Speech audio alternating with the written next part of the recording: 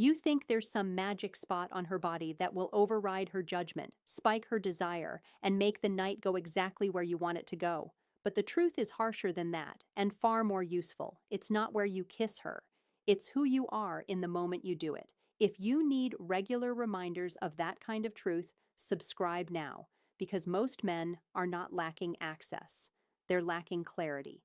They've been fed cheap fantasy, cheap tactics, cheap ego food. You do not need more tricks. You need to hear the truth often enough that you stop embarrassing yourself with shortcuts and start moving like a man whose presence actually means something.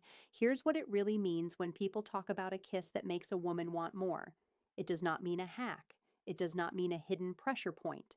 It does not mean one slick move that bypasses trust, chemistry, timing, or consent. It means this. The kiss that deepens desire is the kiss that comes from calm certainty, mutual tension, emotional attunement, and self respect. That is the thesis. Not force, not strategy, not acting bold while your energy is frantic. Real desire does not come from finding the right spot, it comes from being the right man in the right moment. That's the misconception most men live inside. They think attraction is mechanical. Say this line, touch here, kiss there, lean in like this, pause like that. They want a formula because a formula protects the ego. If there's a script, then failure feels less personal. But women are not locked doors waiting for a code. They are human beings reading your energy long before your lips ever get near them. They feel whether you are grounded or reaching, whether you are present or performing, whether your desire is warm and controlled or restless and selfish. That's the hard truth. And once you don't understand that, you start making every intimate moment heavy. You stop connecting and start calculating. You stop feeling and start managing. You stop listening and start trying to force a result.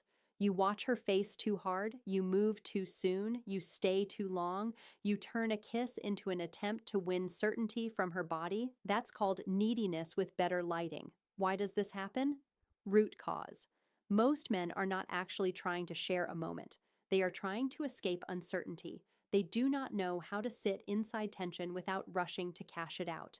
They cannot tolerate not knowing. Does she like me? Is this going somewhere? Is tonight happening? So they lunge, not always physically, sometimes emotionally, sometimes energetically, but they lunge. And the moment they do, the whole thing changes. Presence becomes pressure. Chemistry becomes agenda. Desire becomes demand. And that costs you everything that matters. You lose the mystery. You lose the rhythm. You lose the chance for her to move toward you because you were too busy trying to control where the moment was supposed to go. You stop reading her. You stop reading yourself. You stop honoring the very thing that creates real attraction in the first place, mutuality. You stop and she feels it. She feels the hidden grab inside the gesture. She feels that your focus is not on the connection, it's on the outcome. That is why so many men think they are being confident when in reality they are being transparent. Desperate is transparent. So reframe the whole thing. The kiss that makes her want more is not a location trick. It is a quality of man issue. Here's what actually matters. When you kiss her in a way that deepens desire, you are kissing from calm, not hunger. You are kissing from clarity, not confusion. You are kissing because the moment is already alive, not because you are trying to revive something dead. And if you want one place that consistently carries weight, it is not some explicit target men brag about like children. It is the forehead, the temple, the slow side of the face, the kind of kiss that says, I can hold intensity without rushing to consume it. That kind of kiss hits differently because it communicates restraint, care, and command at the same time. Read that again in your mind. Restraint, care, command. Those three together are powerful, not because they manipulate her, because they reveal you. A forehead kiss at the right moment, a kiss near her temple, a slow pause close to her cheek before anything more intense happens. Those gestures can carry enormous emotional charge when the energy is real. Why? Because they tell her you are not a slave to impulse. You are not grabbing for proof. You are not trying to drag the night forward with your appetite. You are showing that you can feel desire and still stay in control of yourself. That's called masculine containment. And women feel that deeply. not because it is nice. Too many men misunderstand this and become soft, vague, harmless. That is not what I'm saying. I'm saying that contained desire is stronger than sloppy desire. A man who can slow down while the tension is rising is more dangerous in the best way than a man who rushes because he cannot handle his own excitement. One creates trust and pull, the other creates caution. Picture the man who understands this. He is not some rehearsed seducer. He is not leaning on gimmicks. He is grounded. He is in his body. He is watching, listening, calibrating. He notices her pace. He notices whether she is leaning closer or staying polite. He notices whether silence feels charged or awkward. He does not try to manufacture heat. He reads what is already there and meets it with composure. When he touches, it is clean. When he pauses, it is real. When he kisses, it feels earned by the moment, not stolen from it. He is warm, but not overeager. Direct, but not pushy. He has desire, but it does not own him. That man is memorable because he does not behave like access is the prize. Alignment is the prize. Truth is the prize. Self-respect is the prize. Now compare that to the man who gets this wrong. He's in a rush. He wants the night to mean something immediately because he doesn't trust his ability to create depth over time. So he chases escalation.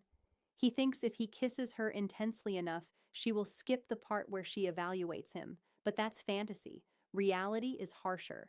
If the energy is not mutual, intensity exposes him. If the timing is wrong, pressure punishes him. If her body is saying not yet and he is too ego blind to notice, he turns what could have been a good night into one more example of a man who could not control himself. That's not confidence. That's poor calibration. So what do you do instead? First, slow your nervous system down. Before you try to kiss her, handle yourself. Breathe. Drop the frantic internal narration. Stop asking, how do I make this happen? Start asking, what is actually here right now? That one shift will save you from a lot of weak behavior, because when you stop trying to force a result, you start seeing clearly. Second, build tension through presence, not performance. Eye contact, stillness, listening. A half-second pause that you do not fill with nervous chatter. A hand placed with intention, if it's welcome. A moment of closeness that is not rushed. You do not create desire by flooding the moment with action. You create desire by letting the right moments breathe. Presence versus panic. Silence versus over-talking. Reality versus fantasy. Choose correctly. Third, if the moment is real, lead cleanly. Not with speeches, not with questions stacked on top of questions, not with some needy disclaimer that drains the energy out of the room. Read her. If she's open, if she's close, if the tension is mutual, then move with calm and kiss her in a way that respects the pace instead of trying to hijack it. And if you choose a soft, unexpected kiss on the forehead, temple, or cheek before anything more intense, let it come from sincerity, not performance. Let it say, I can want you without rushing you. That lands hard because it is rare. Fourth, pay attention to what happens next. This is where disciplined men separate from self-centered men. Does she soften? Does she stay close? Does she smile with her whole face? Does she lean in again? Or does she stiffen, pull back, go neutral, reset the space? Read it, accept it, respect it. Do not reinterpret politeness as invitation. Do not inflate one good moment into a contract for the rest of the night. That's called entitlement. Kill it. Fifth, if she wants more, let her want more. Do not ruin the pull by becoming greedy the second you feel it. Most men cannot handle momentum. The moment she responds well, they lose discipline, they speed up, they start acting like they've crossed some finish line. There is no finish line. There is only deeper alignment or the destruction of it. You keep your center, you keep your pace. You stay the same man after the kiss that you were before it. Calm, grounded, unneedy, self-respecting. That consistency is seductive because it feels safe and strong at the same time. You stop pushing, you stop grabbing. You stop chasing reassurance through escalation. You stop treating her response like a scoreboard for your worth. You stop trying to win the night. You stop, and in that stop, your power returns. Because now you are no longer acting from fear of losing the moment. You are acting from command over yourself. That's called self-possession. This is bigger than a kiss, a lot bigger. This is about whether you are a man who can be trusted with chemistry. Can you hold tension without trying to dominate it? Can you feel attraction without turning it into pressure? Can you lead without overriding? Can you desire without becoming disordered? That is what women are reading, not just where your lips land, who you become when intimacy gets close. And if you want the truth, that is why so many men stay confused. They keep looking for techniques because techniques are easier than transformation. It is easier to ask, "Where should I kiss her?" than to ask, "Why am I so impatient? Why am I so approval hungry? Why do I need the moment to turn sexual immediately in order to feel like I'm winning?" Those are the real questions. Those are the adult questions. Those are the questions that change you. So do this. Slow down. Ground yourself. Build your awareness. Learn to read the room. Learn to read her face. Learn to respect the pace of tension instead of trying to bully it forward. If you kiss her, let it be because the moment is mutual and alive. Let your kiss communicate steadiness, not appetite alone. Let it show that your desire has discipline. If a softer kiss in an unexpected place fits the moment, use it not as a trick, but as a revelation of your restraint. Then step back mentally. Stay composed. Let her choose her next movement freely. That freedom is what makes desire real.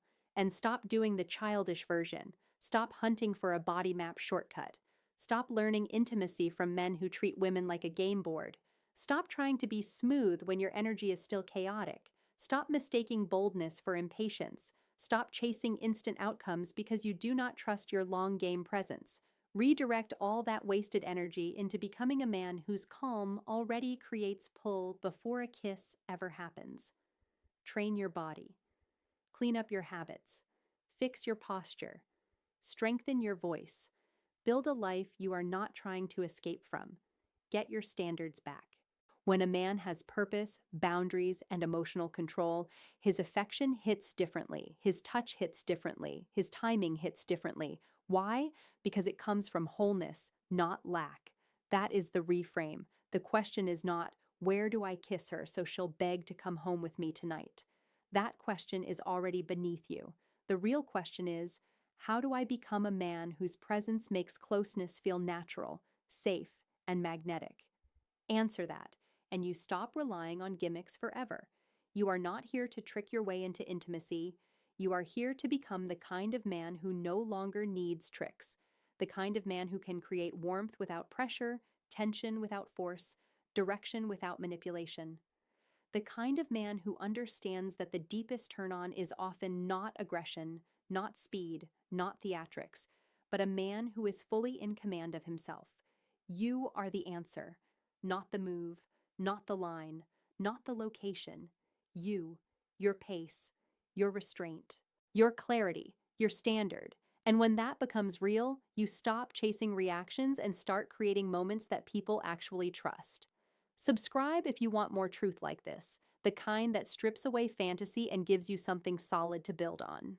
Stay here if you are done with gimmicks, done with panic, and ready to move through attraction like a man with self-respect, discipline, and a center no moment can take from him.